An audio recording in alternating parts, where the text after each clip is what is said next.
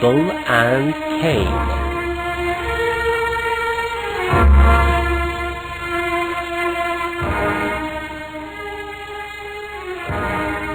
When they grew to be young men, Adam chose Abel to be his successor after his death. But from that time on, he found that Cain got quite jealous of his brother. Adam thought of a way to show that God had appointed Abel to this position and to cool Cain down somehow. So he called his sons and addressed them. You shall both go and bring a sacrifice or present for God. The one whose sacrifice will be accepted by God shall have a higher merit and superiority over the other. Now go and do your best. The sign of God's acceptance at that time was that a fire would show up and take their sacrifice in. Thus both Abel and Cain went to bring a sacrifice for God. As Cain was a farmer, his sacrifice was nothing but a mass of low-quality wheat.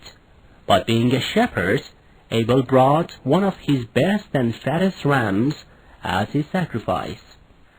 The fire finally appeared and took Abel's sacrifice in, but didn't even approach that of Cain.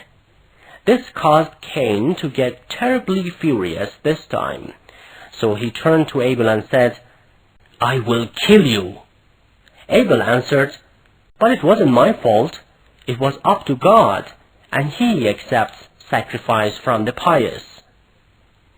Now even if you start beating me, I shall never even touch you, for I fear the God of the whole universe.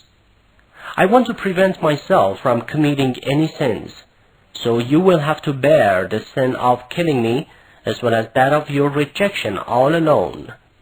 Thus you shall be sent to hell and reside there, which is of course a due punishment for oppressors.